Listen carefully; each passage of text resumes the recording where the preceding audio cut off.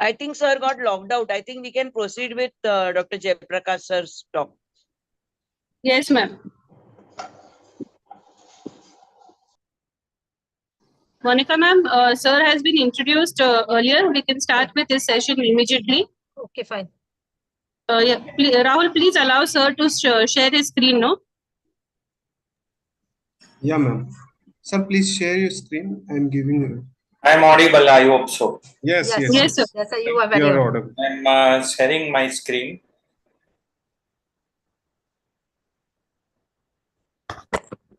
Screen is visible. Yes, sir. Sir. Yes, sir. Good afternoon to all of you. Very much thank seeing series of academic feast.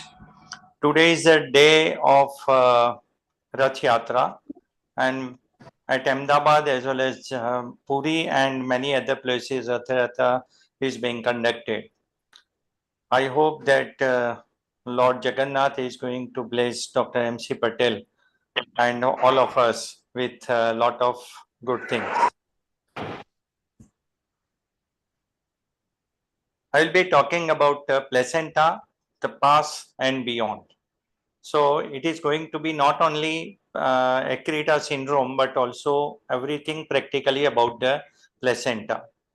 So when you start doing a scan from the non-placental surface to the placental surface and do it with color as well. Look at the cord insertion and go beyond and look at the other non-placental site as well, so that the whole placenta is taken care of. Actually, your placentation sonography can start with the early pregnancy. When you are seeing that the gestational sac is inserted into the anterior decidua, it is going to end up with the anterior placenta, as well as it is going to have the fundal placenta. Look at the position of the sac. And if the placenta is situated on the posterior surface, that implanted over it, then it is going to be the posterior placenta. It is not going to be low-lying placenta or placenta which is previa. When you are seeing two gestational sac, it is dichorionic means two placenta, trichorionic means three placenta. And when you see lot of mixed echogenic areas in the trophoblast, they are the cases where the chances of having bad outcome is likely. So you will be cross-hand and explain the patient accordingly. When you are seeing this picture, it is a monochorionic pregnancy. Still, I am not telling this as a twin because it can be monochorionic diamniotic, or one can divide and it becomes the monochorionic triamniotic also. Look at the site of the implantation here, and it is the implantation over the Caesarean scar. But still, there is the myometrial tissue visible, and so I am hopeful that this is not going to be the complete penetrating placenta. But still, the outcome becomes guarded because this is going to end up with the placenta accreta syndrome. And here, this is called exophytic variety of the scar. Endophytic variety, while this is exophytic variety, where you can see the trophoblast has penetrated up to even the serosal level. So these are the cases where the chances of complication are much more higher. You need to explain right from this stage the possibility of and the complication of the placenta accreta syndrome, and you have to explain everything regarding the complication of it. This is absolutely normal placentation. Notice the cord entry, notice the placenta, notice the vertical vessel which are going up towards the maternal surface. When these vessels are having a branching laterally nearly at 90 degrees to the vertical vessel, think about the possibility of invading placenta in such cases. And you are not seeing even the lacunae. So, and this is an absolute normal anatomy. You are seeing this placental substance. There is retroplacental vessel as well as the myometrium which is intact, that is visible. We call it as a black line also, and you can identify the serosa. So when you have seen this picture, practically you have ruled out the accreta syndrome placenta. Again, that is what a normal picture is. Try to look for the black line here, and that is normal retroplacental vessels. It is not the hypervascularity that we should understand. And the thickness of the placenta is nearly about the Vicks plus minus 10, and maximum thickness will be around 40 millimeter. And so when you come across a very thick placenta, think about the causes associated with, try to confirm it with ultrasound and other investigation and rule it out. And when there is a thin placenta, it can be associated with abnormal chromosomes of the fetus, or it can be associated with the Ob-Gyn. And when there is a thin placenta which has spread all around, then possibility of a widespread thin placenta is there. So size usually correspond to the fetal weight, and when the placenta is thin, the chances of having FGR baby is very high. The grading is practically of no value. When there are no echogenic dots all over the substance of placenta, it is grade 0. When echogenic dots over the maternal and fetal surface, it is grade 1. When there are echoes where with the septa which is penetrating up to half the substance of placenta, then it is a placenta grade 2. But when you see the whole cotyledons, then it is grade 3 placenta. But remember, grading suggests you the maturity of placenta. It is nothing to do with the fetus. You have to look for the Doppler, amniotic fluid, biophysical profile, and the growth potential of the fetus before deciding anything.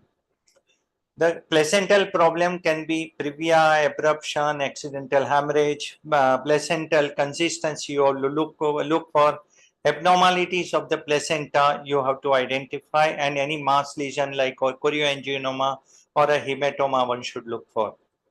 When it is a previa, it is completely covering the internal os. When it is a marginal placenta, it will reach up to the one side of the os. And when it is a low lying, it will cover the internal os. Let us see the examples of it on ultrasound. So on ultrasound, what you can see is the distance you have to measure from the internal os to the lower margin of the placenta. When it is more than 2, it is not low lying placenta even. And when it is reaching just short of the internal os and it is less than 2 centimeter that you are seeing, then it is a marginal placenta, marginal low lying placenta. When it is reaching up to internal os, then it is a marginal placenta.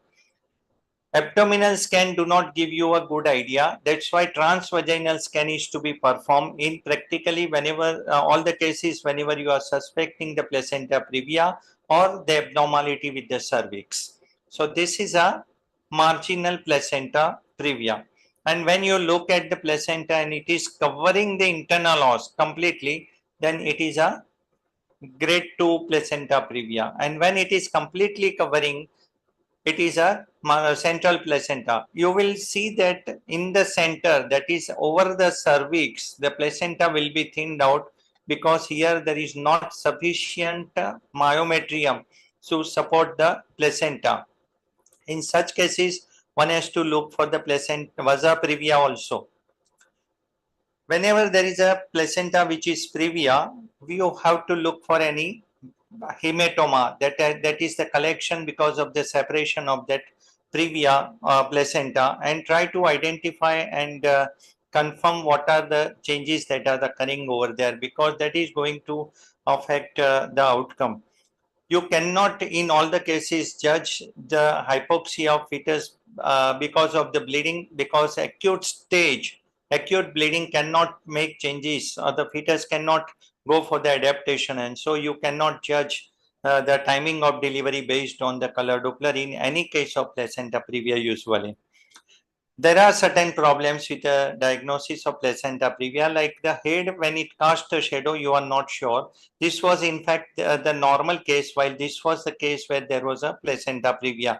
But because the head is obstructing, you cannot judge. And in such cases, you have to put the transvaginal probe. When there is an undue full bladder, you may have a impression that this is a marginal placenta previa, but in fact, when you empty the bladder, then there will not be marginal placenta. Such pitfalls one should try to identify. when there is a contraction of the uterus, there can be visibility like a placenta previa, but here you confirm after the contraction has gone that it is not the placenta previa or even the marginal placenta previa. So such things to be ruled out appropriately and keeping the mind in presence of the mind, otherwise you may overdiagnose the thing. This is normal placenta, that's the retroplacental hematoma, that is concealed accidental hemorrhage, and this is the revealed accidental hemorrhage. That's the case of accidental hemorrhage or abruptio placenta. This is normal placenta. You can identify the huge hematoma, retroplacental hematoma, and that's the myometrium you are seeing. So this is the case of accidental hemorrhage. Patient in such case had presented to us with a severe pain. Of course, there was no bleeding at that time. That means it was a concealed accidental hemorrhage. The accidental hemorrhage can be without any symptom also. This was the case where there was a collection underneath the placenta, but there was no pain or no bleeding. But the only positive finding was she was having lot of, sudden anemia that we noticed because of the large or the retroplacental bleeding. Again, this was a case of accidental hemorrhage. You can see a big hematoma. The tissue differentiation can be difficult in such cases. So you have to keep an eye open. Use the dynamic method. That means you start tapping your finger over the abdomen of the patient, and in the hematoma, the blood will separate out and you will see the difference between the placenta as well as the clot. And I will be showing one video of that also. This is again a abruptio placenta. When there is a revealed accidental hemorrhage, there can be a big clot near the internal os that you can identify. Look here, it is a echogenic area in the placenta that you are noticing. And when you see this, the normal placenta is also visible, but there is lot of echogenic area. So what it can be? So in that case, what I did was that I tapped over the abdomen of the patient, and can you see the clot and the serum separate out? And this was a big hematoma underneath the placenta, and that was nothing but the hemorrhage, accidental hemorrhage. But again, there was no pain. Only presenting symptom was a sudden drop in the hemoglobin. Patient, why the patient had developed the sudden anemia, and we found out this, and this has explained why it has happened to the patient. So such things you should not miss out. Subamniotic hematoma is practically of no value unless it involves the cord insertion site. In that case, you have to watch that pregnancy very closely. The hypoechoic areas in the placenta is very much known with the and you can predict also when you had gone for the double marker in early pregnancy. In such cases, which you find out later on, the PAPE value, MOM values can be very low, less than 0.4, even less than 0.3. In that case, you suspect in that patient the placental problem right from that stage, and you watch that pregnancy closely. Secondly, you can watch for the FGR also, and thirdly, you have to go for the fetal infection investigation as well. You put the Doppler in such case, and you will find that they are not the hematomas or the separation or not the lacunae connection, but it is only the gel-like placenta, and that in such cases the chances of developing FGR sudden IUD is very high. That's a placental infarct. You can't see any flow inside, and it was just an infarct in that case. That's a typical case of jelly-like placenta. You see a lot of echogenic dots in the placenta, and there is a hypoechoic areas associated with. So look at the double marker report, look at, so what happens in such case that the number of functional chorionic villi is going to be less. Although the amniotic fluid seems very good, but still in such case, I will go for the umbilical artery Doppler, because the umbilical artery Doppler can be high resistance, and that predicts the early development of fetal hypoxia and early development of the fetal IUGR as well. They are the cases where you should think about the fetal infection as well as the genetic abnormality. And so placenta become your guide to all this investigation. There can be a placental chorionic hematoma. In such cases, as I said earlier, the functional villi can be very less, and so go for the Doppler, and that will suggest you the high probability of the fetal hypoxia and IUGR. There can be placental cyst also. You should not worry about it because it is a benign pathology. Unless it is a pathological, it is not going to guide anything. Because of uterine contraction, even the retroplacental hematoma looks like that it is a abruption. But when the uterine contraction goes away, you identify that yes, the placenta is absolutely fine. So do not hurry, do not jump for any diagnosis. Wait and do the scan after 4-5 minutes while you are checking the rest of the fetus. When you are seeing the hypoechoic areas which are having the feeding vessels, think about the possibility of a PAS, placenta accreta syndrome. And so very closely watch this for all the signs of the placenta accreta. So this has bring us to the placenta accreta. Now what is this invading placenta? When you can see the black line underneath the placenta, it's absolutely normal implantation. But when that black line is eroded and it has started to penetrate deep into the myometrium, then it is called placenta accreta. When it has started to become more and more deep and invaded more than 50 or 50% of the placental tissue, eroded it, then it is a increta. And when it is coming out of the serosal, eroding the serosa layer, then it is a percreta. Then percreta, that is grade 3B, 3C, 3D, all these can be because of the involvement of the bladder or the surrounding abdominal tissue. Then they are termed as placental grading 3B, C, and D and E. So this is again the simple explanation. You are seeing the endometrium with the black line. There is a difference between the separation of the decidua to the myometrium visible. That is normal. But when there is no black line visible, it is a accreta. More than 50% it is increta, and eroding the serosa, it is a percreta. So that's again a line presentation of the same thing. Why this is called a spectrum? Because it is in fact a spectrum, right from the normal placenta to focal accreta to diffuse accreta to increta to percreta, and even beyond that involving the bladder or surrounding tissue. So all these will have a different management depending upon the type of the spectrum it has involved, and that you can and try to identify in practically all the cases as far as possible. But why this happen? Penetration decidua is prevent the attachment of the of the placenta or the invasion of the trophoblast into the myometrium. So it is a protective layer. Book membrane, if you remember from the anatomy and the embryological aspect, it is very important to all of us. And so when it is defective, as it happens with the cesarean section or a excessive curettage or any scarring because of the myomectomy or any other such procedure, then it can lead to the increased chance. We know all the complications associated with. I am not going to discuss with it. And this was the article which says with the number of cesarean section increasing, the chances of invading placenta increases. This article, remember, was published way back in 85. Today, number of cesarean sections are increasing to a tremendous section. So practically all of our patients, majority of the patients may be exposed to the placenta, which is having the invading process.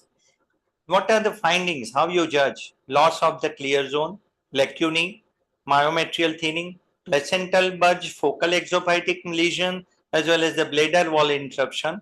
These are the 2D finding. On color, you can identify the utrovesical hypervascularity, subplacental hypervascularity, the vessel which are extending to the lateral at nearly 90 degree from the fetal surface to maternal surface. There can be bridging vessel which is extending to the bladder area. There can be lacunae feeder vessel. These are the important color Doppler markers. Even 3D can be of use. I will be not taking here because of the shortage of time. Can you see the invading placenta here? It is nothing but the placenta accreta. So it has started invading in the myometrium. This you can identify because the trophoblast is echogenic while myometrium is hypoechoic. And here it has extended to more than 50% of the myometrium, reaching almost to the serosa, but it has not invaded the serosal layer. So it is a percreta. And identify it with color. There is increased vascularity, there is increased lacunae, there are the fetal vessels that you can identify which are entering into the lacunae. This is absolutely normal. Can you identify vertical vessels, no transverse vessel or more than 90-degree division? So this is absolutely fine, normal placenta. And you can see the myometrium precisely well. The retroplacental vessels can be identified. No increased vascularity is noticed there. So that is absolutely normal picture. But here I am worried because there are multiple lacunae I am identifying. I cannot see the good myometrial layer over here. And if you put that Doppler over there, you can identify the increased vascularity. So that is why how you can see. This is increased lacunar space with the feeding vessels that you are identifying. And here you can't see the myometrium at all. So this is a placenta percreta that you have to understand. This was my recent case, just diagnosed before around 10 days. She has been operated upon. And you can see that the placental tissue is, it has, reached to the serosal layer. And when you put the Doppler, you can see the increased vascularity in that area with the feeding vessel or the bridging vessel, which you can identify over here. So this was a case of placenta accreta. Fortunately, it has not eroded the serosa. It has not reached into the area of the bladder. And when you cut at this level using the 3D, you can identify that the serosa is intact, but of course there is a vascularity which is increased in the bladder vasculature. So this was a little danger. So while pushing this bladder down, we have to take care, otherwise these vessels can rupture and lead to the bleeding. But it is not going to damage the bladder, but we have to be very, very careful while doing that. And that's the confirmation with the low resistance flow applied to it. The MRI can be used for the diagnosis, but it do not add much. But still, if one want to use the MRI for the purpose of diagnosis of the placenta accreta syndrome, yes, you can take the help of that. That is an additional asset that we have. Whenever you see the multiple hypoechoic areas, not only think about the possibility of PAS, but also think about the possibility of a vesicular mole. And so this brings us to the vesicular mole. You see the snowstorm appearance, multiple vesicles within the placental tissue that you can identify. And there can be a partial V mole like this also with the normal embryo with the cardiac activity. But these are not the good cases to continue, because when I continued it for 1 week only, the size of the uterus was around 14 weeks from the 7-8 weeks of the pregnancy. When you see thinned out placenta like this, that is the placenta membranacea. It can be associated with the iugia. There can be subcenturiate lobe of the placenta, which is relatively small, while the main placenta will be large. There can be bilobed placenta as well. And that's the case with the bilobed placenta. If you put the Doppler on, you can see the color in between. They are not connected with each other. And this was a very unusual presentation of a bilobed placenta. But in fact, it was confirmed after delivery also that it is a bilobed placenta. When you see the two placenta, they are not two placenta. In fact, it is bilobed. And you cannot just simply say that it is bilobed. Put the Doppler on and you can see the vessel which is connecting the two lobe of the placenta. In that way, you can confirm that it is a bilobed placenta or a subcenturiate placenta. When These are the three different placenta. It's normal, circummarginate, and circumvallate. That's the case of a circumvallate placenta, where you are seeing a projection from the edge of the placenta, and it represents you like this when you are doing a ultrasound. And majority of the time this is reported as a septate or a amniotic band syndrome. But remember that amnion is 0.2 to 0.5 millimeter thick, while this is very thick, and there are trophoblastic tissue visible in between the two membranes. So this is not the amniotic band syndrome, it is a circumvallate placenta. You can see it is showing you vascularity as well, while the amnion is a avascular structure. So it is not an amniotic band syndrome. And when you see on color in the live picture, you can see that it is a circumvallate placenta. It is the folding from the edge of the placenta that you are seeing. And once in a while, you may feel that it is a dichorionic twin pregnancy, but in between it is connected. So it is not dichorionic. In fact, it is a circumvallate placenta. One should remember. So for diagnosis, you have to be very particular. That's the insertion of the cord at the edge of the placenta. It is termed as battledore placenta. And these are the patients where when you pull the cord out, the cord you will be pulling out, but the placenta will remain inside. So if you have a diagnosis of battledore placenta right from before delivery, then you will take care, and the placenta will not be, the cord will not be pulled out without the placenta, and there cannot be retained placenta. Again, you see the battledore placenta, it has been inserted to the edge of the placenta, right? There is a vasa previa.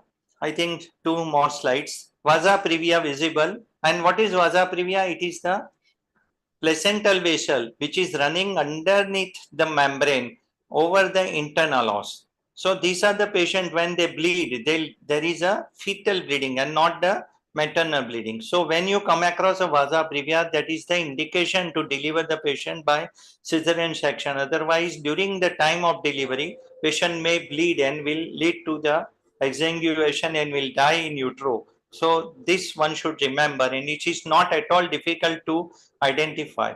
There can be velamentous insertion. So the cord is inserted not over the placenta, but it is the vessels, the placental vessels, umbilical vein and artery run underneath the membrane and then come out after certain limit of that space, and that is called velamentous insertion. Here again, you will, when pull the cord out, you will pull out the cord, but the placenta will remain inside. So you will end up with a retained placenta in such case. So that's the case of a velamentous insertion of the cord. And that is the central placenta, where you see it is highly thinned out placenta. And that is a limb body wall complex. It is again a abnormality which you can detect at around 12 weeks of the pregnancy. I think I will stop here because I cannot cover up the cord abnormality in the span of 18 minutes. So I think I have taken enough about the placenta. I will stop over here. Thank you. Thank you to all of you for the patient hearing.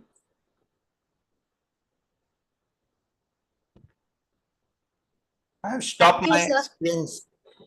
Thank you, sir. Thank you for such a nice talk on placenta. Whenever we deliver the patient, we are not much worried about the placenta while conducting the normal delivery, but we should give importance to the placenta also. Over to Pragya Madam for her inputs. It was a wonderful talk, I must say. Totally enwrapped, the way he has taken us through all these abnormalities and placenta, equita, infrita, and perquita, and the wonderful scanning and everything which he has shown. And it's it's a bit difficult, for all obstetricians to scan at the same time. So people do need help of the sonologist also. So, it is always good if you have someone scanning at the same time in your clinic.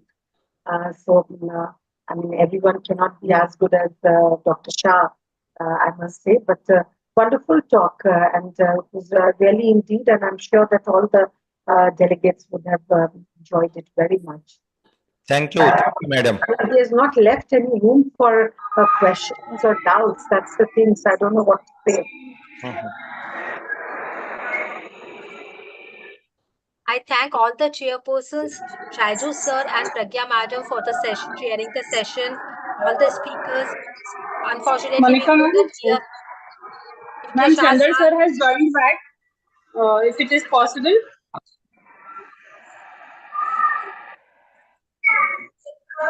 Pragya ma'am, can we finish sir's lecture because a few slides were left and sir could not complete his talk then.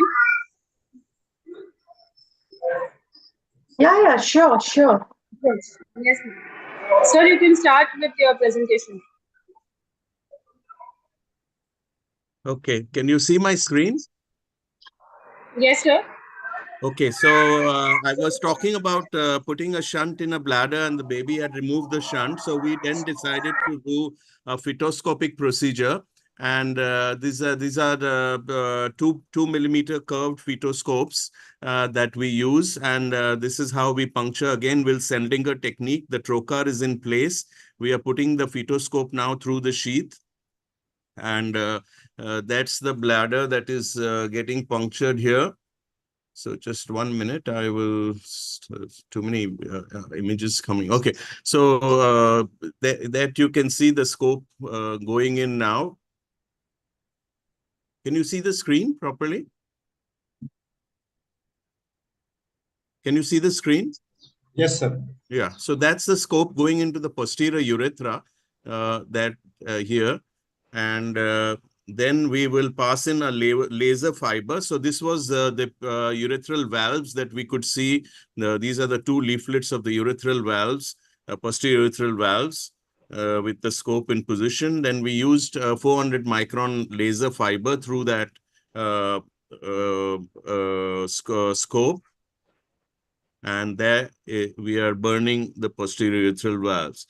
So with a few bursts of laser energy at a setting of 30 watts and 100 joules. Now, this was the fetus post-procedure. You can see keyhole bladder before, and post-procedure, you can see the bladder has collapsed, and now it is baby's passing urine. Again, there is and we continued till 34 weeks, and then we delivered the baby at 34 weeks. So this seems to be a successful procedure. But yet only 50% of the patients, the kidney function is maintained. And so there is a long way to go in getting further improvement in our performance. Now, the same shunts can also be put in the fetal thorax for draining pleural effusions or CPAMs. And here, this was a large CPAM. You can see we have drained with just by aspiration. So that is single aspiration did the trick, and this collapsed, and we could deliver the baby. This was another fetus with bilateral pleural effusion, and usually before we attempt to put in a shunt, we will aspirate once, and many times it will not recur. At some other times, of course, it will recur. So in this case, we were lucky. Just with a single aspiration, the baby was already, the fetus was already, I think, 32, 33 weeks, and we could deliver at 35 weeks. This was post-tapping. You can see that the pleural effusion has disappeared. So these are relatively simpler procedures. Then going on to multiple pregnancies where we can use laser and for a trap fetus, for selective fetal growth restriction, and also for twin-twin transfusion syndrome. So before that, we'll talk about one of the most commonly done procedures after fetal breast transfusions is, of course, a fetal reduction. The principle of the procedure is the same. You identify the fetus after doing a chorionic villus sampling, which fetus you want to reduce, and the same 20G needle is passed into the fetal heart, and few drops of KCl are introduced, and cardiac asystole is achieved.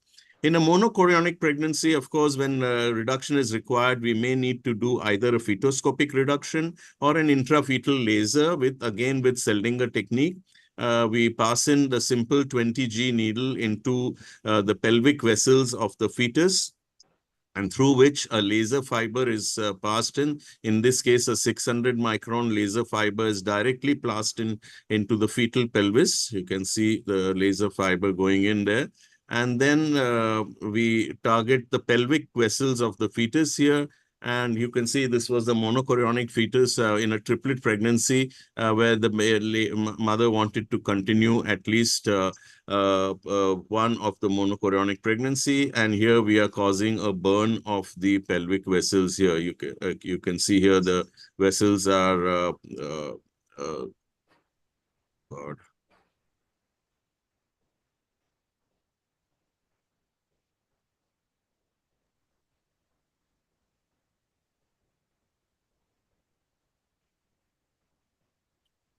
Something wrong with my internet connection, I think.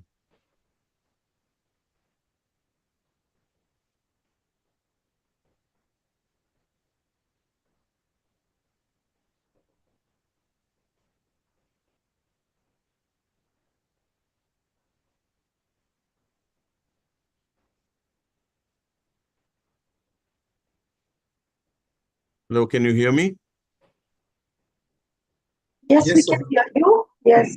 Okay, you can hear me. Sorry, I thought it was disconnected. So that's the video playing now. There you can see the burn of the laser. And so that is, this can be done at about 12 weeks also, from 12 to 16 weeks. After 16 weeks, we use radio frequency ablation. Now, this is especially useful for a trap fetus. Here you can see this is a trap fetus, and we have passed in the same laser fiber, and it is causing a burn of the intrafetal vessels. This was a dichorionic pregnancy with one trap fetus here, you can see here. And we again did a intrafetal laser, and that causes a burn of the vessels. You can see the air bubbles are rising into the needle in the trocar, and that's the burn that you're causing. I kept the color on to show how the burn happens. And this is the burn of the vessels that is taking place. After 16 weeks, we can use radio frequency ablation. Again, same Seldinger technique, you puncture, and through the trocar, you pass in the radio frequency ablation fiber. It's usually an umbrella fiber. Here, as you can see, the prongs open up, and this causes a burn of the pelvic vessels. And it's a useful procedure that can be done after 16 weeks of pregnancy. The third procedure that can be done for reduction is a bipolar cautery, but this is a little more complicated because it's a 3 millimeter bipolar forceps that goes through the fetoscope, and therefore the complication rate can be slightly higher. Here, you have to, although this is the most effective procedure when we are doing a selective reduction, you catch the cord at 3 sites, and you burn the cord at 3 sites, and this effectively cuts off the circulation in a monochorionic pregnancy and results in, but sometimes you can see here there's a little bit of a bleed that was caused here. So it is the most effective procedure. This one is a clean burn, you can see here. But the procedure is not so simple as it seems. It takes some practice to learn how to hold the cord. So you use a power settings of 50 watts, and it is applied for about 10 to 30 seconds.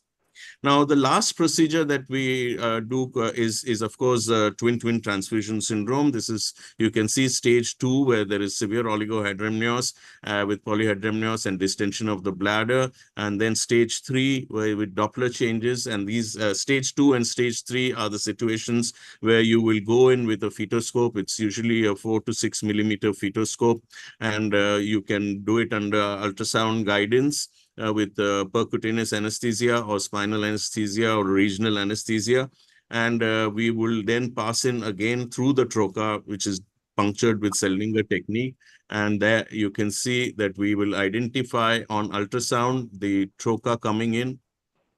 That's the trocar coming into the surface of the placenta. You will identify the equator and then identify the arteriovenous communications. And with the 600 micron laser fiber, you will burn the communications. Either you burn all the communications at the equator with two techniques. You have a selective technique or the Solomon technique. So Solomon technique involves burning all the vascular connections, whereas in the selective technique, you burn only the arteriovenous connections along the equator, and that's probably a more safer procedure to do, but a more complete procedure will be a Solomon technique where you don't leave any vascular shunts. The final procedure which has been done all across the world is a tracheal balloon, which we have not been able to yet start. Some people have attempted, but not been so successful. So through the fetoscope, a balloon is passed into the trachea for congenital diaphragmatic hernia. The balloon is inflated, and this causes hyperinflation of the lungs and prevents pulmonary hypoplasia. The one tricky part of it is that's the balloon in place, is that if the mother goes into labor, you have to quickly be available to deflate the balloon. Otherwise, the neonate will have severe hypoxia and will have a neonatal death. Dr. Jayaprakash showed lovely cases of, I think, of cesarean scar ectopics. And here you see a case of cesarean scar. So that's the final procedure that we can do, is inject methotrexate under ultrasound guidance and KCL into the cesarean scar. So finally, the guidelines for fetal therapy are that you must have a very accurate diagnosis.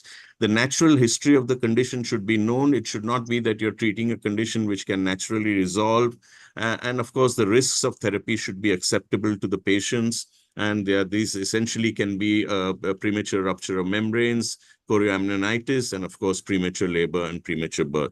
So I thank you for a very patient hearing and totally apologize for the multiple times that my internet and then my computer failed. But at least I could cover the talk. Thank you once again for this opportunity. Thank you very much, sir. Thank you, Dr. Chandarula, MC Patel here. Oh, thank you, sir.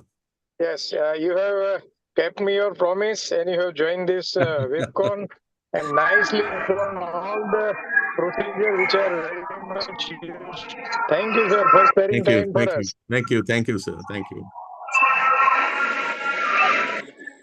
Thank you, sir, for joining us 3 times in spite of all the technical glitches and completing our lecture today.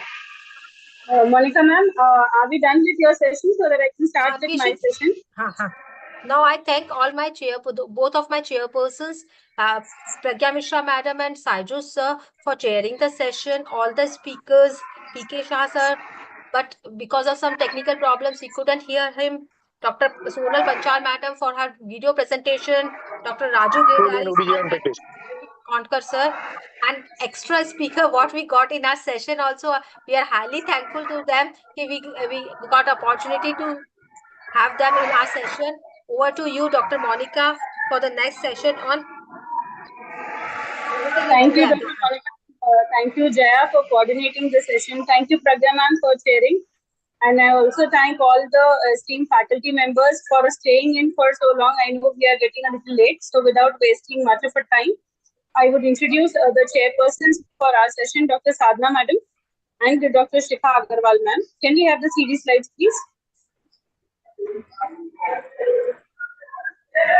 Dr. Sadhna Mehta madam is the president of Indore Ob-Gyn Society. She has currently been experienced in last 29 years, successfully running a 20-bedded hospital, the Arctic multi-specialty in the last 22 years.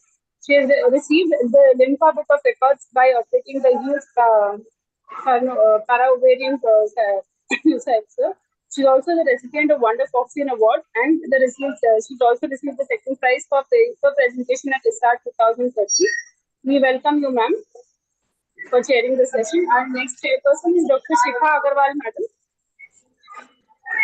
She has a fellowship in obstetric ultrasound from Mediscan, Chennai. She also holds a fellowship in fetal medicine from Paris, Ahmedabad. She has received the Best Poster Award at ARICOM 2014 and UA ISAWAD 2023.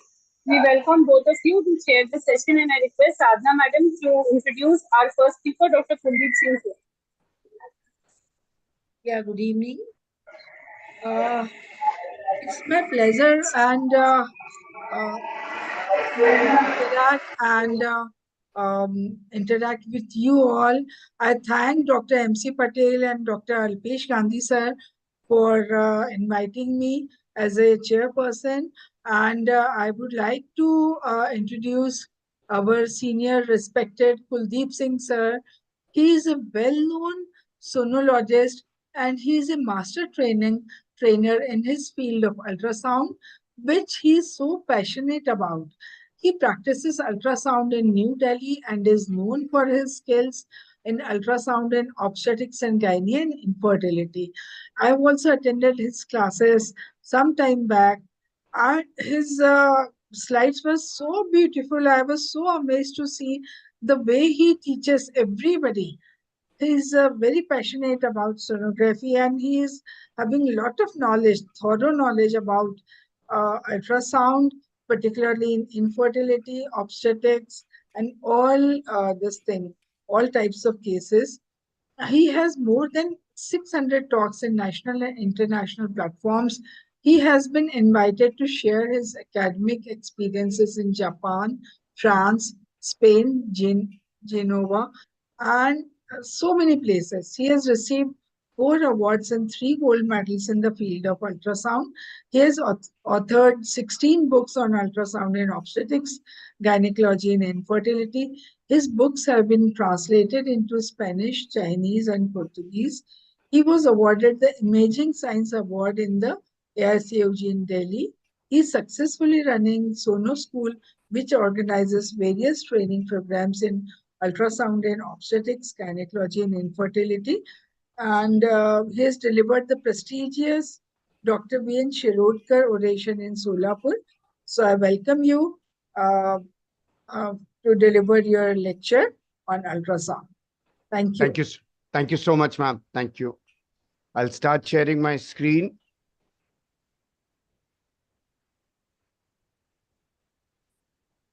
I hope I'm audible enough and my screen can be seen, ma'am. Yes, sir.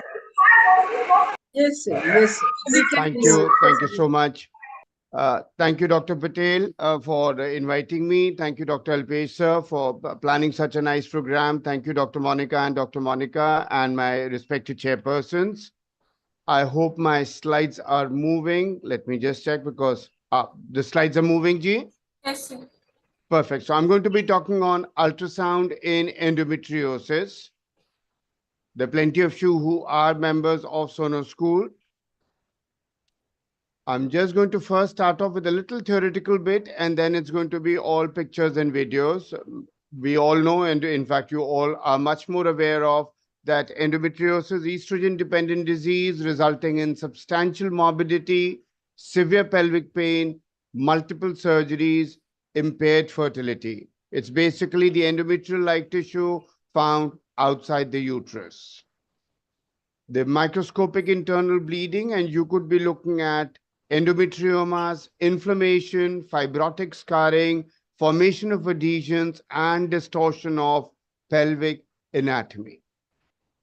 The endometriomas can be seen not only in the ovary, can be seen in the retrocervical area, deep bowel, bladder, abdominal wall, and many more places. There we're looking at that was a patient who's had a previous scar and she was complaining of pain after a year, and we used a small parts probe.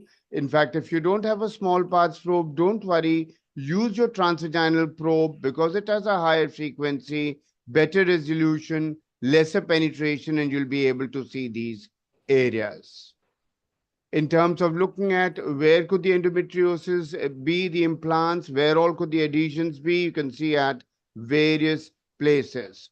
Ovaries, anterior and posterior cul-de-sac, the USL, fallopian tubes, the sigmoid. And we all know transvaginal scan is a valuable primary imaging tool. But always and always do a transabdominal before starting or before seeing the patient first time. Definitely do a transabdominal so that you are well aware of the pelvic anatomy. The problem is it's a complex multifocal disease. There's going to be varied spectrum of clinical and morphological features.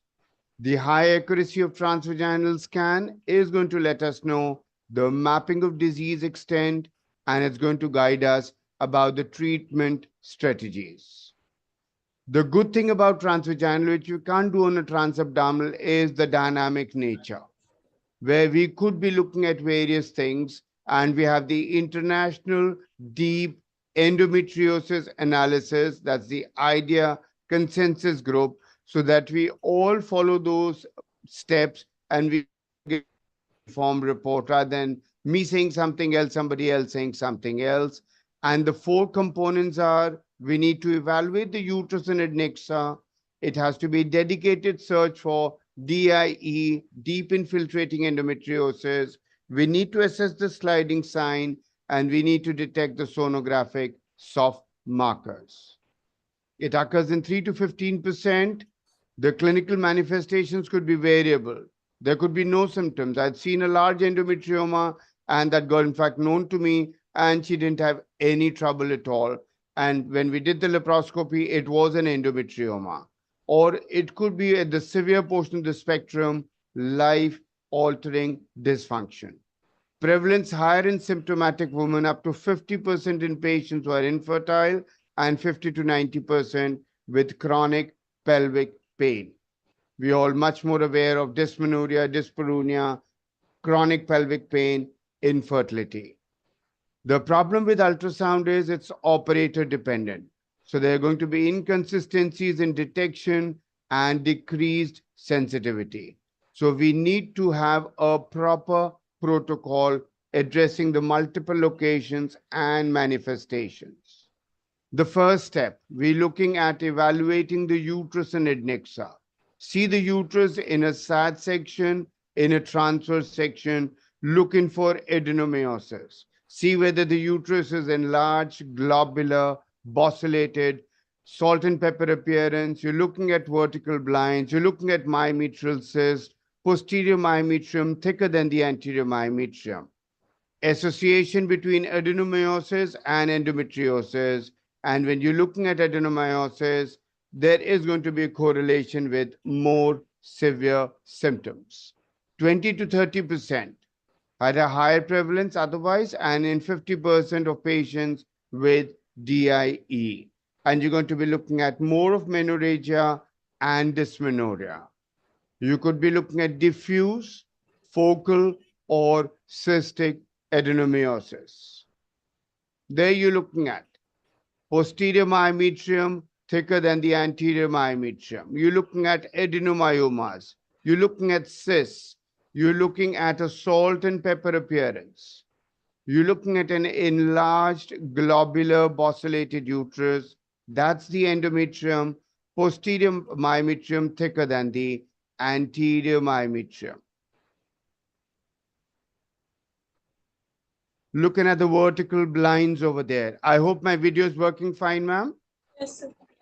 Perfect. Thanks. Thank you, Jay.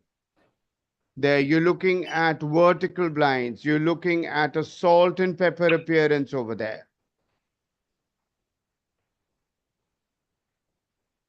The raindrop signs over there.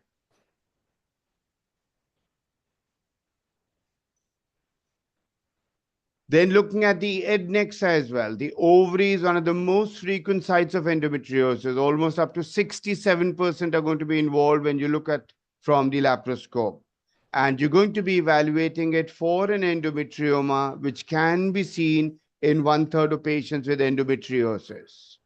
Endometrioma, indicator of additional pelvic endometriosis. It's rarely isolated, so you need to be looking at other places as well.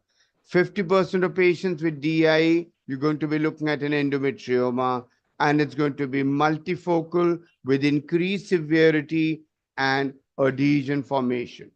What all are the features of an endometrioma?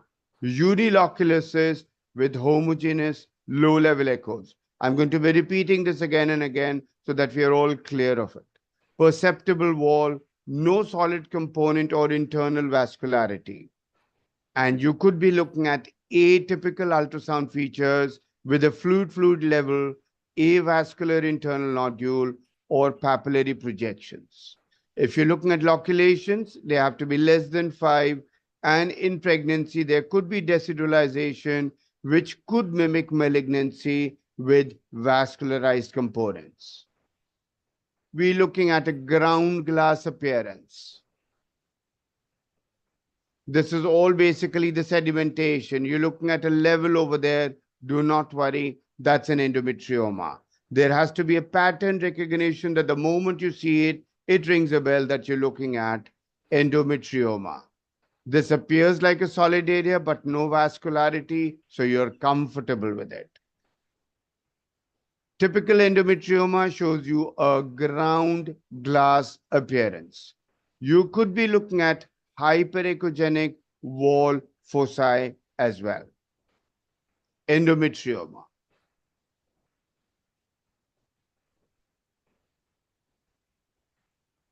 There's going to be no blood flow. The color Doppler score is going to be 1. There could be single or multiples, and sometimes you could be looking at papillary projections as well.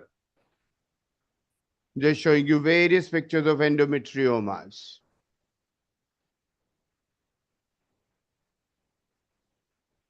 Endometrioma.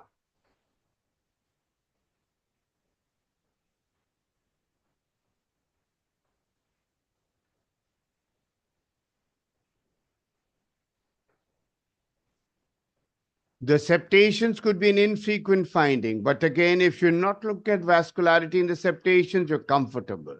The wall could be smooth and clearly visible.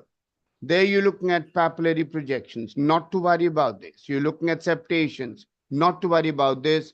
Just switch on your color and you're comfortable that you're not looking at trouble. Incomplete, very thin. This could be a level over there, but this is absolutely normal for an endometrioma. How do you differentiate with the other cysts? Well, if you're looking at a hemorrhagic corpus luteum, you know that is going to have a rich vascularization. Endometrioma is going to have a scanty flow. No flow seen at all. We're looking at the uterus, the right ovary and the left ovary, we known as the kissing ovary sign. Kissing ovaries, adherent to one another, posterior to the uterus. I'll go a slide back there.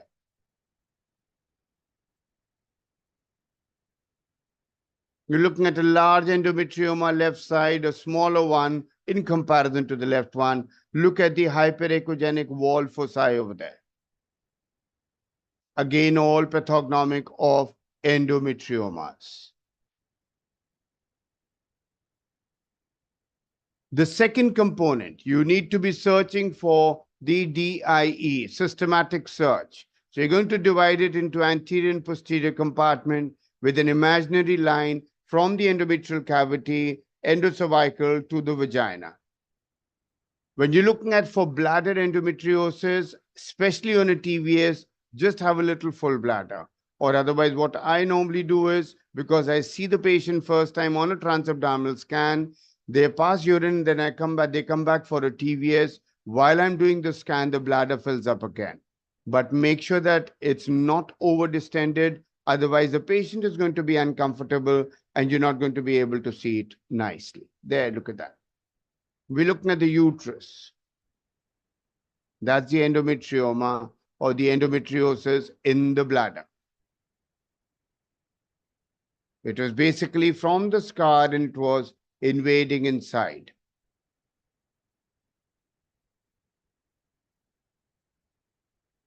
Patient getting all the bladder symptoms for endometriosis, and that's what was discovered.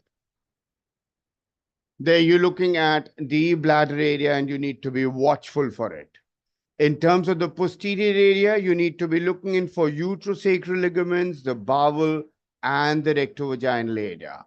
So place your probe in the posterior vaginal fornix and try to see it in the posterior area. DIE basically reported or detected in 15 to 30% of endometriosis cases, strong association with severe symptoms like pelvic pain, and you could be looking at them as these round nodules. Hypoechoic nodules over there, not showing you vascularity.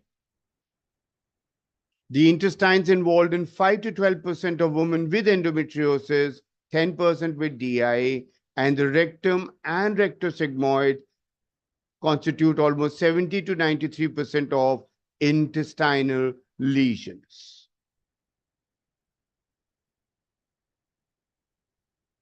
The uterosacral ligaments, also one of the most common locations. 69%, when you're looking at laparoscopy, we know they're involving the USLs. Involved in 28 to 45% of women with endometriosis, 66% with DIE. And the symptoms could be dyspareunia, dysmenorrhea, and chronic pelvic pain. Then comes on to the third aspect, which is the sliding sign. I'm trying to look in for adhesions. I'm trying to see for any Poucher-Douglas obliteration. And when you detect this, it basically means severe form of endometriosis. When you're doing a sliding sign, it increases the accuracy for detecting rectosigmoid and rectal DIE. And I'll let you know what is positive and what is negative. You're going to be taking a sag plate. You're going to be gently pressing against the cervix and going to see the movement of the anterior rectum relative to the cervix and the vagina. Gentle pressure. Never be rough. The patient, as it is quite uncomfortable.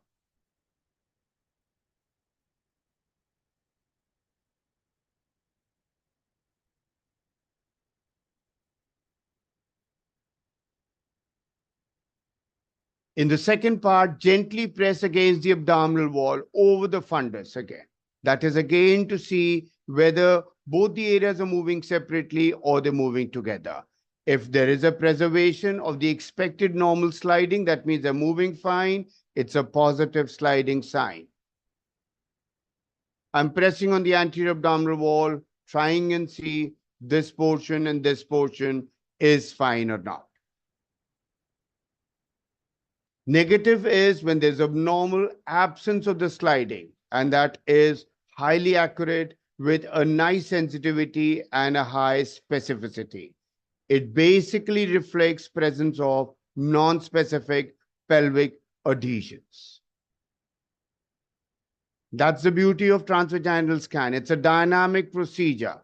You can see whether the uterus is mobile, is the anterior part of the rectum mobile, is the posterior portion of the bladder mobile or not. We're looking at the bladder over there, pressing on the anterior abdominal wall and trying to see. The similarly performed assessment is for the anterior compartment, which I just now showed you. That's for figuring out sliding of the posterior bladder relative to the anterior uterus. Though utero-vesical obliteration is little non-specific, because in cesarean section, you would be looking at it. The fourth sign is basically soft markers, subjective findings, and it tells us about site-specific tenderness and decreased ovarian and or uterine mobility. Site-specific tenderness is subjective. So the moment you introduce the probe, make sure what the patient is going through. You need to be explaining them so that they are comfortable. If you're going to be rough, they're going to be complaining of pain. When you're looking at superficial endometriosis and adhesions, more likely when you're looking at these soft markers.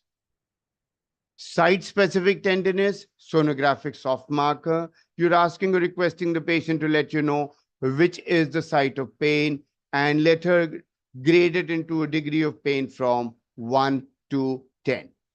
The second sonography, the soft marker, is ovarian mobility.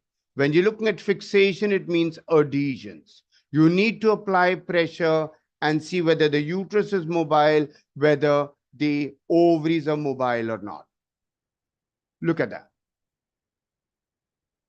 I'm pressing on the uterus, making sure whether is the ovary stuck to the uterus, is the ovary stuck to the bowel or not, are they moving separately or not. If they're moving separately, I know there are no adhesions and the ovarian mobility is fine. Again, you need to be gentle. I'm looking at an endometrioma there, but I'm trying to figure out whether it's stuck to the uterus or not. Pressure is applied between the ovary and the uterus to see for any fixation to the uterus or the pelvic side walls. That's the ovary. I'm trying to see whether the bowel is not adherent and the uterus is not adherent. To conclude, transvaginal scan of the pelvis is a primary imaging modality for evaluation of patients suspected to have endometriosis. You need to be having a dedicated protocol. It tells us about the accurate assessment of the location, extent, and severity of pelvic endometriosis.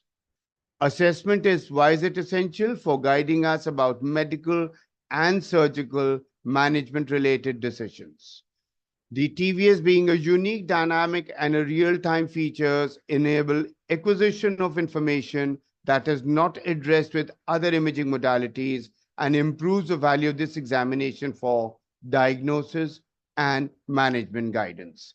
So just go step by step and you'll be able to do a fat job. And it's not that we always have to straight away jump onto a CT scan or an MRI. One can do a good job first with the ultrasound because that's readily available and it's much more acceptable to the patient, not that costly, and we're going to be doing a good job. Thank you so much. Sadhana ma'am, for your expert comments, please. Thank you, sir. Thank you, Kuldeep sir, for such an Thank you, ma'am. informative talk. And we are really thankful to you for providing us so many good ideas about how to diagnose deep infiltrating endometriosis, like ground glass appearance, then the mobility of the ovaries, mobility of the posterior bladder, posterior wall of the bladder, as well as the mobility of the other organs. And we can also detect deep infiltrating endometriosis in the intestinal wall, as well as we can also see the vascularity is scanty in such cases, or it may be absent as compared to other ovarian cysts. So it was really excellent presentation. I always like listening to your lectures. Thank you so much. Thank you so much, ma'am. Thank you. Thank you. Thank you, Kuldeep sir, and thank you, Sadhana ma'am. I now request Thank Dr. you. Shikha Agarwal madam to please Monica, introduce our again. next speaker, Dr. Hello. Pratima Radhakrishnan ma'am. Yes, sir? I think, sir, Dr. Patel is saying something. Yes, sir. Thank you, Kuldeep Raji, for sparing time for me. Sir, And please. you have again kept your promise. You Thank have you so nicely much, sir. covered the subject of endometriosis, and which you had promised me. Thank you for sparing time again. Sir, आपका हुक्म हुआ मना नहीं कर सकते sir. Thank you, sir. बहुत धन्यवाद. Thank you. Thank you, sir. Thank you. Sir Kuldeep sir, I just wanted to ask you one thing. Can I come to Delhi? Like you do provide us hands-on and training for sonography? You have my number. We'll check on that. Let's first finish this. I would like to learn a lot from you. Pleasure, ma'am. Pleasure. Yeah, I like your lectures. I always appreciate your teachings. Thank you so much, ma'am. Thank you. Pleasure, ma'am. Thank you, Kuldeep sir. Shikha ma'am, can you please introduce Dr. Pratima madam? Can we have Pratima ma'am's CV, please?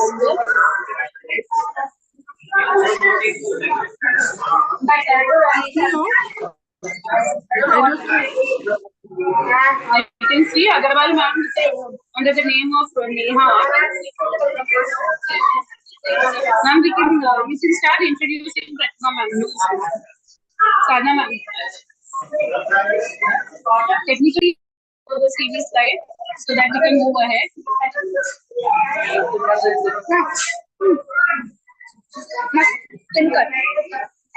Now move.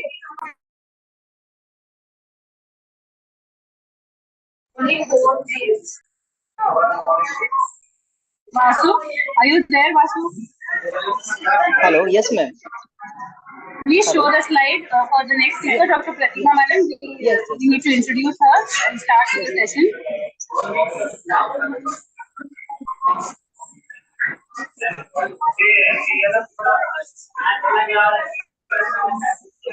Yes. Sadhana, please, over to you. Yeah. Now, I welcome Dr. Pratima Radhakrishnan she is first to perform therapeutic fetoscopic laser in India. She's first to start on-site and online distance learning blended courses in fetal ultrasound benefiting several doctors across the country, and her special interests are fetal diagnosis and therapy, early fetal screening and diagnosis, and she is an educationalist, fellowships, online and on-site distance learning programs, and flagship fetal ultrasound program and gynec ultrasound program. She has received she has delivered many orations like Dr. Banu Oyaji led Dr. Shirodkar oration, Dr. M.V. Uh, Parange oration, the first trimester anomaly scan, and many more. So she is a role model for Professor Lindeski Allen. So I welcome you. Over to you, Dr. Pratima.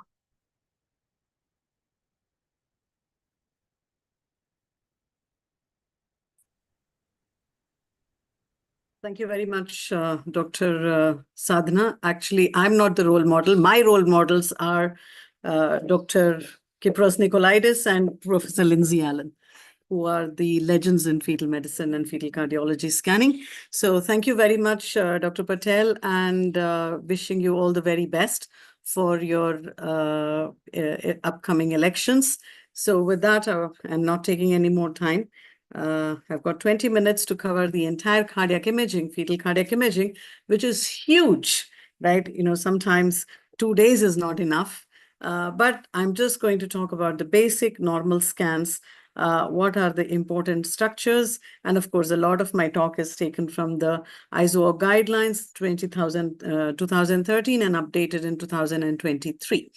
Now, what is the right time to perform? Now, this is an often asked question, but I think any time you see the fetal heart is the right time, right? Which means right from early pregnancy, we see the heart. What things we see will vary. But if we have to do a basic cardiac screen, the majority of the cardiac screening is performed at 18 to 22 weeks.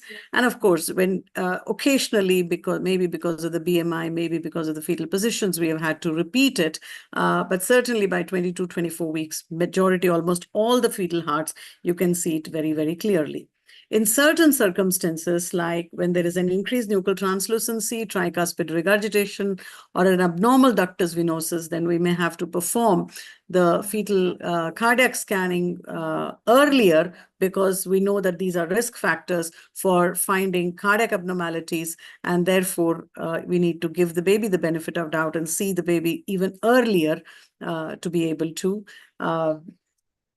pick up any major anomalies very early on. Now, coming to the cardiac screening, what are the basic views that we must see would include definitely the 4-chamber view and the outflow tracts. And once we put the color Doppler on, this will, of course, improve the detection rate. And we need to get better and better, and therefore need to follow the guidelines. There are, of course, technical factors.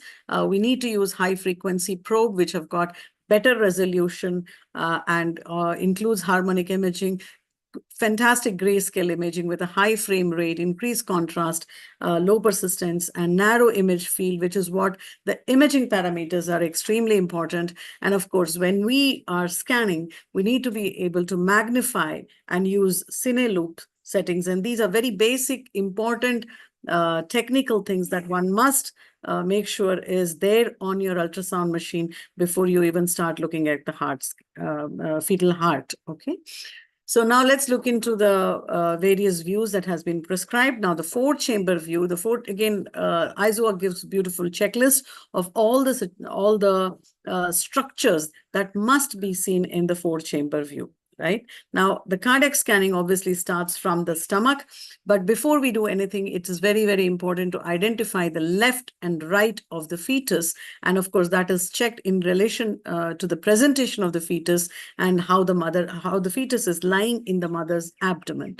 So the stomach, which is also a left-sided organ, the heart is also pointing towards the left side. And when you look in the four-chamber view, you straight away know that the heart occupies 1/3 of the thorax. So basically 1/3 of the thorax is heart and the other 2/3 is each lung.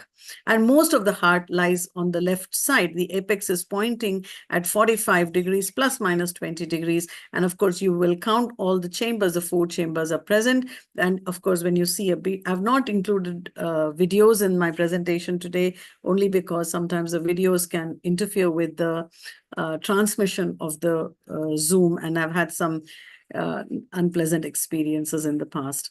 So I've stuck to just still images. So we need to be making sure that as you see the heart, there is a regular rhythm and of course, no pericardial effusion. Sometimes occasionally, particularly in the second half of the pregnancy, we can see a thin black rim there, and that is a pericardial effusion. That is normal. As long as it doesn't cross the atrioventricular groove there, we can consider that to be normal. Now, in the situs, we look at the abdominal situs, we look at the descending aorta, which is right in front of the spinal process, the anterospinal process. In front of that and towards the right is the inferior vena cava, and a small portion of the umbilical vein is also seen. And as you can see, the heart, the cardiac position and axis, and the heart is pointing in the same direction as you have seen the stomach. Now, of course, there are situs anomalies that can be picked up. You can see a heart which is too big or too small. You can see axis deviation, and some axis deviation can be associated with major cardiac defects, and there could be an abnormal displacement of the heart, because don't forget the lungs are on both sides of the heart, and therefore any lung anomalies also can cause displacement of the heart, what we call as a medial sternal shift, and of course rate and rhythm anomalies. All these things you can pick up in these just even as you're looking at the four chambers. Now, there are structures prescribed that needs to be seen in the four chambers. So you go to the spine, right in front of the spine, slightly towards the left. I always start from the spine when I'm looking at the heart, the stomach, and once you come to the four chambers, you start from the spine. You look in front of the spine is the aorta. Right in front of the aorta is the chamber, which is the left atrium, and that left atrium leads to the left ventricle, which forms the apex of the heart, and adjacent to the left atrium is the right atrium, and that leads to the right ventricle. And of course, when you see the atrioventricle valve, the AV valve there, it is slightly more it's placed slightly more apical, and that's the crux, and that's the atrioventricular septum that is intact. And of course, in the left atrium, the pulmonary veins are entering as well. So two equal atria, and the foramen ovale, which flaps into the left atrium, the atrium septum primum, which is near the crux, and of course the pulmonary veins, which are entering into the left atrium. So very, very important to look at all these things when you're looking at the atrium. So the right atrium, the aorta, start from the aorta. Right in front of the aorta is the left atrium. The foramen ovale flaps into the left atrium. Right in front of it is the right atrium. The two pulmonary veins are entering into the left atrium. Of course, you will use color Doppler as well. I'm going to come back to it, but many times in the grayscale, you can see these kind of black lines which are leading into the left atrium, what we call as a dog's ear appearance, right? And the atrioventricular septum. Now, but come down, there's the two ventricles, which are also almost of equal size. You're making sure that the walls are not hypertrophied. The moderator band is present in the ventricle, which is closer to the anterior chest wall. That is the right atrium, and you see, making sure that the ventricular septum is one nice line, and it's always better to see it slightly oblique so you don't see the dropouts, because dropouts are a very common cause for giving an impression that as if there is a VSD, and there is actually no VSD. That's a dropout. So ventricular septum is a nice thick line right through, and you need to scan it slightly obliquely so that you can see it better. Okay, so the left ventricle, right ventricle, almost of the equal size. The moderator band and the septum that you can see very well there. Okay, now coming to a very, very important structure, atrioventricular junction and the valves, and this shows that there is an intact crux. Why? Because about 1/3 of the babies which have got AVSD could have Down syndrome, and Down syndrome screening is such an important aspect of screening in pregnancy. So very, very important to look at the crux, and you have a differential offset where the tricuspid valve is more apically placed than the than the mitral valve, where leading the right atrium into the left ventricle. So the atrioventricular valve connects the right atrium to the left ventricle, right? So that's the atrioventricular valve, okay? Now, that's the same thing magnified. Okay, now coming to the next part, which is the outflow tract views. There are 2 outflow tracts and they connect to the appropriate ventricles. Always the outflow tracts goes to that ventricles, and they're roughly in the mid-pregnancy, they're roughly of the same size, and they're very fixed position that they are 90 degrees to each other. And we need to make sure that the valves, arterial valves, are opening adequately. And of course, I already mentioned that they are at right angles to each other. And how do we view the left atrial, how do we view the outflow tracts? Right from the 4th chamber view, you start moving slightly more and more apical. You first hit the left ventricular outflow tract, which arises from the center, then up slightly above comes the right ventricular outflow tract, then the 3-vessel, and then 3-vessel trachea view. So these last 3 views, as you can see, happens very, very quickly. So the 4-chamber view, so the stomach, the 4-chamber view, LVOT, RVOT, and the 3-vessel trachea view, they happen very quickly. So the smaller the heart, the more the finer would be the movements. Okay, so coming to the left ventricular outflow tract. Now the left ventricular outflow tract comes out of the left ventricle, obviously, and it goes towards the right shoulder, and we have to make sure that it does not branch in the chest. And only when you make sure that it does not branch in the chest will you call the aorta. You never start off by calling the left ventricular tract, outflow tract, as aorta. You always have to prove that the left ventricular outflow tract does not branch, and therefore it is the aorta. And what are the important things? It connects to the left ventricle. You look at the 2 continuities. You look at the continuity of the I hope you can see my arrow, which is on the screen. Can somebody just tell me you're able to see my arrow or no? I'm moving my arrow on the mark. Yes, yes. You can. Yes, Dr. Pratima. Excellent. Okay. So you see the ventricular septum, and the ventricular septum continues as the anterior wall of the aorta. The mitral valve continues as the posterior valve of the aorta. And this continuity is maintained. It is not thickened. And you can see the aortic valve in diastole and systole. And you can see the opening and closing of the valves very, very nicely in that in that kind of apical view. Why is it important? Because you can see many perimembranous perimembranous VSDs or even a subaortic VSD can be detected in this view.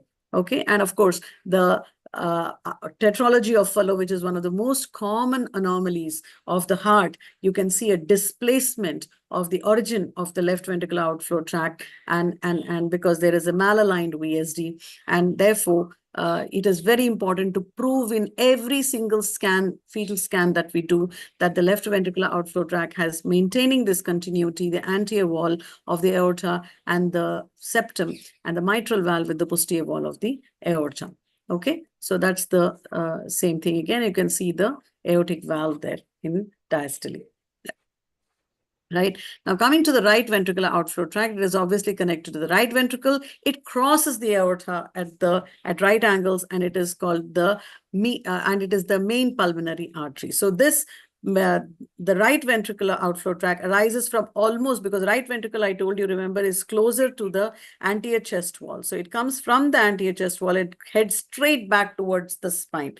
The left ventricular outflow tract goes towards the right shoulder. The right ventricular outflow tract heads straight back towards the spine, and as it is heading out just behind the aorta, it gives out that little branch, which is the left branch of the left pulmonary artery. Okay, you see the bifurcation of the pulmonary artery and you see the branches. You're making sure that it is not thick. Sorry, the right pulmonary artery branches right behind the aorta, and the left is below that.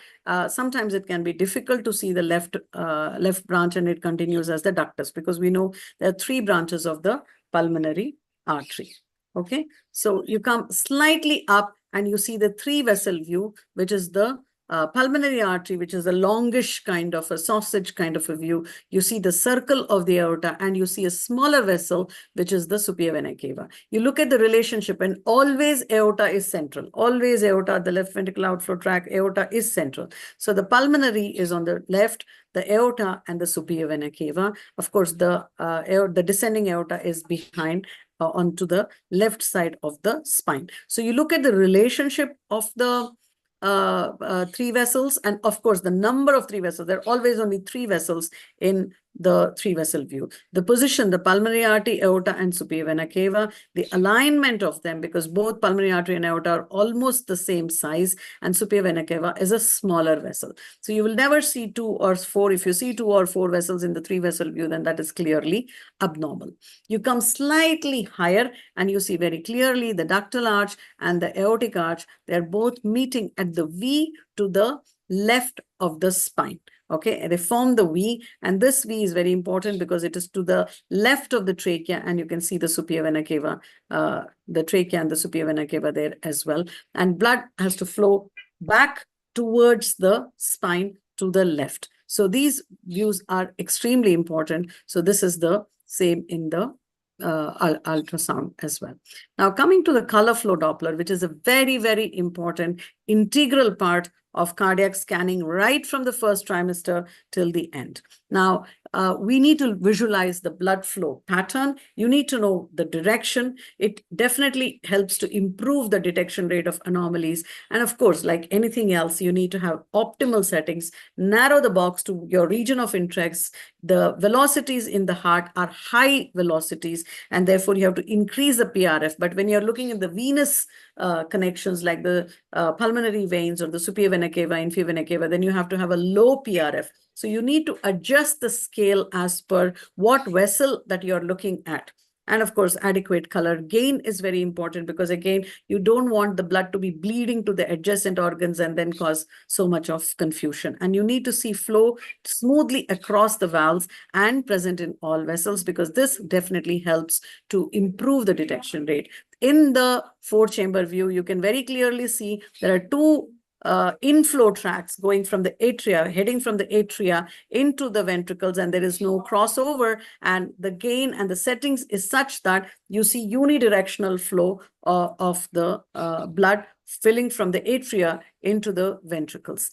The outflow tract, of course, the blood has to come from the other side. It has to flow from the ventricle to the into the aorta, and you see the smooth flow coming towards the right shoulder. And as you match it up with the color scale on your machine, so that you make sure the direction of the blood flow is correct. And of course, the right ventricular outflow tract is from the opposite side, which crosses the aorta at right angles, and that is there. You can see the branching very nicely. The right pulmonary artery and the left pulmonary artery is below, and it continues as the ductus. Okay, so that's the 3-vessel.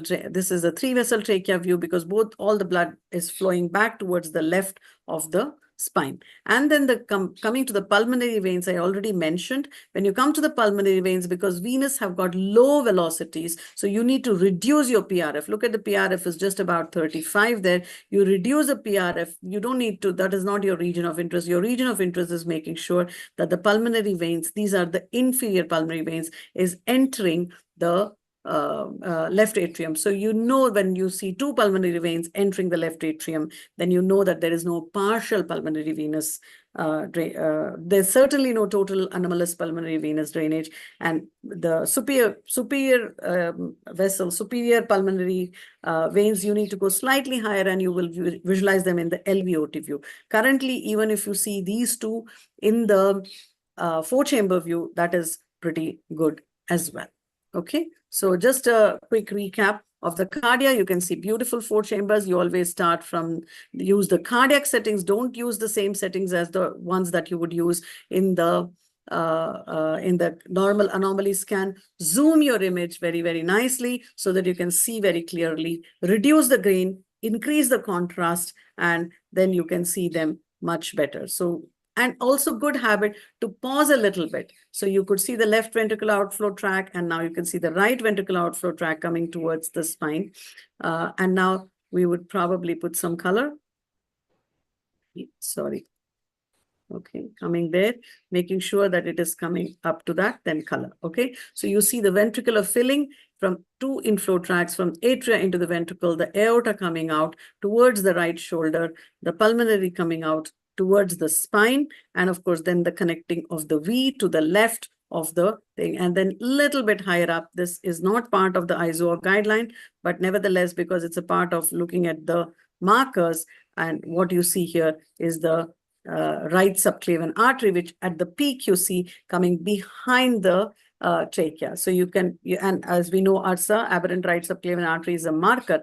When if it is aberrant, it will come in front of the trachea. It will come behind the trachea. When it comes in front of the trachea, it is normal. Okay. So with that, that was basic cardiac scanning that is actually recommended to do in every single fetal scan. Okay. Definitely at the anomaly scan, right? Now, when it comes to fetal echocardiography, now fetal echocardiography is nothing but a slightly more detailed assessment of the heart.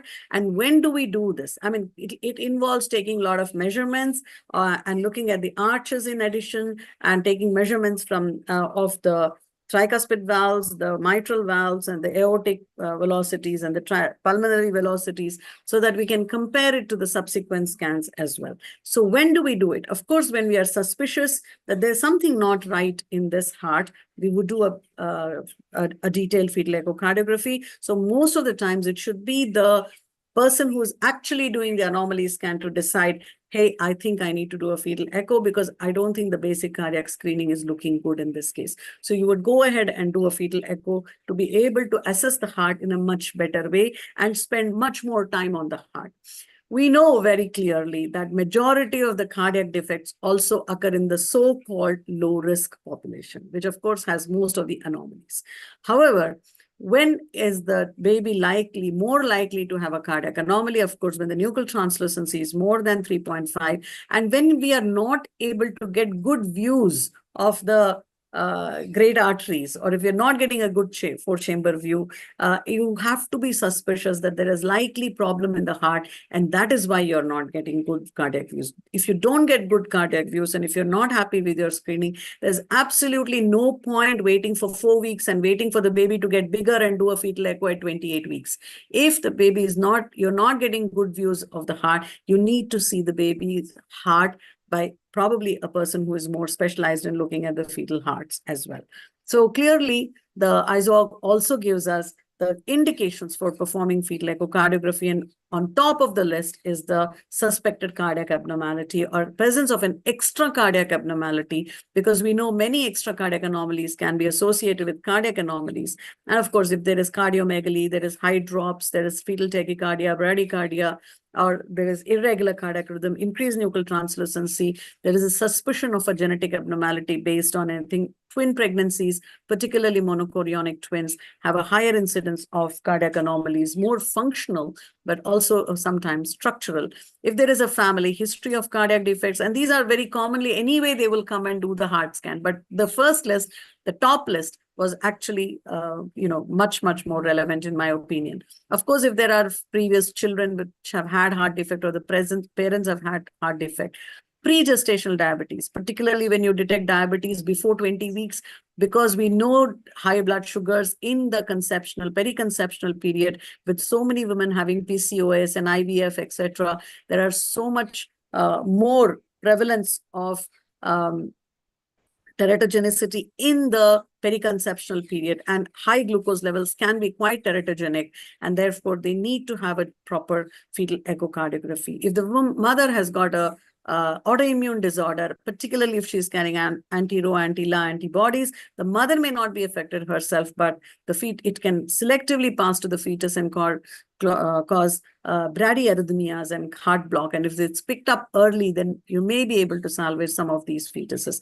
If the mother has got phenylketonuria, and retinoid exposures and confirmed fetal infections, of course. And of course, there are many other reasons also to perform detailed fetal echocardiography as well. So with that, I would conclude my talk.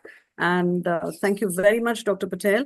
I hope I have lived up to your expectations and delivered what is a very, very basic talk, I would say, but a very important aspect of assessment of the fetus, which I think anybody and everybody who's doing fetal scans must make sure that they look at the fetal heart in the prescribed manner and go through the guidelines put up by the ISOOG, of course. Thank you very much, Doctor. Thank you, ma'am. I request Sadhana ma'am to please give her concluding remarks. Sadhana ma'am, are you there? Yes, ma'am. I was very much exhausted today because we had one long going CME since morning till afternoon till 4 o'clock. I was very much exhausted, but it was really nice to hear regarding echocardiography. We could see so many pictures, good views about how to do, what way we have to see, and what is the anterior posterior position and thickness of the walls of the ventricles, or maybe the outflow tracts. Everything you have to see, and this is very important information about what way we need to see, particularly in trisomies and other torch infections, or maybe other perinatal infections. Thank you so much. Thank you. Thank you, Sadhana ma'am, and thank you, Shika ma'am, for sharing the session. And thank you, Kuldeep sir and Pratima ma'am, for being there, even in spite of 6 in the evening. I also thank all the delegates to stay till the end, and I now invite Dr. MC Patel sir for a formal vote of thanks. Before sir comes in, I will. Before that, thank you very much, Dr. Pradeep, for spending time to cover the subject. Thank you. Yes, over to you, Supriya. Yes, sir. Thank you very much. Starting right from Bakshi madam to all the guests that arrived on our webinar today, all the esteemed faculty, the speakers, the chairpersons, the coordinators, the conveners, team of Corona, which has done a lot of work, especially Vasu. He was at everybody's beck and call for the entire day today. And a very big thank you to Dr. MC Patel sir for conceiving this, not only this series of academic activities, but thinking of such a wonderful subject for that is ultrasonography, and dedicating entire day to it. And Dr. Alpesh Gandhi sir, who in all his busy schedule worked out the entire topics, the speakers. They made the job of the conveners and coordinators so very simple.